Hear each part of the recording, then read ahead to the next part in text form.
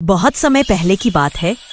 एक हरे भरे जंगल में चंदन नाम की एक बहुत ही चतुर लोमड़ी रहती थी। चंदन अपनी तेज बुद्धि और धूर्त स्वभाव के लिए पूरे जंगल में मशहूर थी।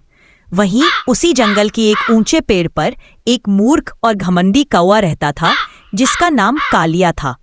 कालिया को लगता था कि वह जंगल का सबसे सुंदर और ज्ञानी पक्षी है, जबकि असलियत ये थी कि वह सिर्फ अपनी ही तारीफें सुनकर खुश होता था। एक दिन चंदन बहुत भूखी थी। वह भोजन की तलाश में जंगल में इधर उधर भटक रही थी। उसकी आंखें लगातार कुछ खाने लायक ढूंढ रही थीं।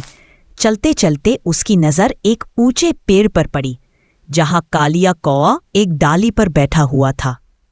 लेकिन यह सिर्फ कालिया ही नहीं था जिसने चंदन का ध्यान खींचा।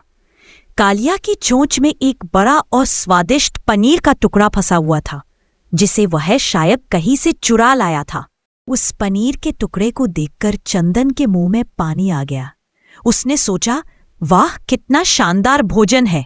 यह मूर्ख कौवा इस पनीर के टुकड़े के लायक नहीं है। मुझे इसे हासिल करने के लिए अपनी अक्ल का इस्तेमाल करना होगा। चंदन ने तुरंत एक योजना बनाई। वह धीरे धीरे चलकर उस पेड़ के नीचे पहुंची जहां कालिया बैठा था। कालिया ने जब नीचे लोमड़ी को देखा तो वह थोड़ा चौकन्ना हुआ, लेकिन उसने अपनी चोंच में फंसे पनीर के टुकड़े को कसकर पकड़ा रहा। चंदन ने बड़े विनम्र और मीठे स्वर में कालिया को संबोधित किया।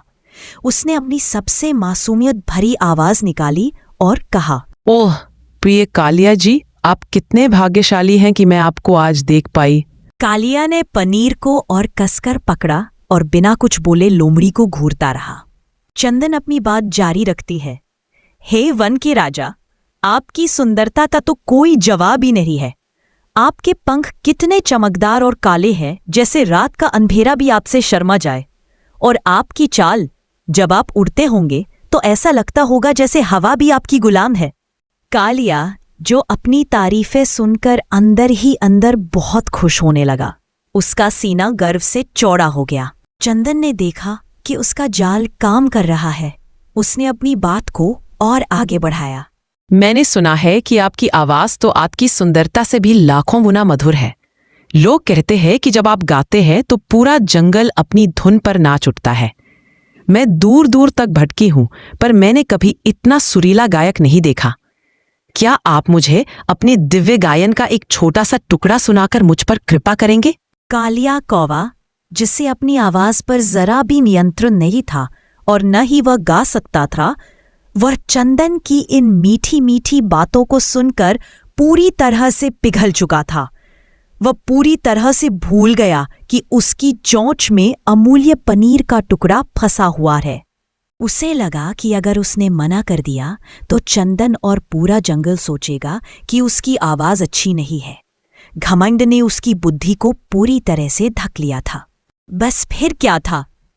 बिना एक पल सोचे कालिया ने अपने आप को एक महान गायक समझते हुए अपनी प्रशंसा में डूबा हुआ गाने के लिए अपनी चोंच खोली। जैसे ही उसने काव काव की आवाज निकालने के लिए चोंच खोली, वैसे ही उसकी चोंच में दबा हुआ स्वादिष्ट पनीर का टुकड़ा फिसलकर धम से सीधे नीचे जमीन पर जा गिरा। चंदन लोमड़ी तो इसी पल का इंतजार कर रही थी। पनीर का टुकड़ा नीचे गिरते ही चंदन ने एक पल भी बर्बाद नहीं किया। वह बिजली की तेजी से आगे बढ़ी, पनीर के टुकड़े को अपने मुंह में दबोचा और वहां से दूर भागने लगी। वह पेड़ से थोड़ा दूर जाकर रुकी और पनीर का एक बड़ा टुकड़ा निगलने के बाद उसने ऊपर कालिया की तरफ देखा। कालिया अब अपनी मूर्खता पर शर्मिंदा और गुस्सा हो रहा था। वह अपनी गलती पर काव काव करके रो रहा था। चंदन ने हंसते हुए ऊपर देखा और मजेदार अंदाज में कहा, प्रिय कालिया जी, आपकी आवाज भले ही अच्छी ना हो, लेकिन आपकी मूर्खता ने आज मेरा पेट भर दिया। यह कहकर चंदन जीत के भाग से अपना बचा हुआ पनीर लेकर जंगल में गायब हो गई। कालिया कौवा भूखा, मूर्ख और शर्मिंदा होकर अपनी गलती पर बहुत पछताया। उस दिन उसने सीखा कि झूठी प्रशंसा पर कभी विश्वास नहीं करना चाहिए और किसी के भी बहकावे में आकर अपनी कीमती चीज नहीं खोनी चाहिए।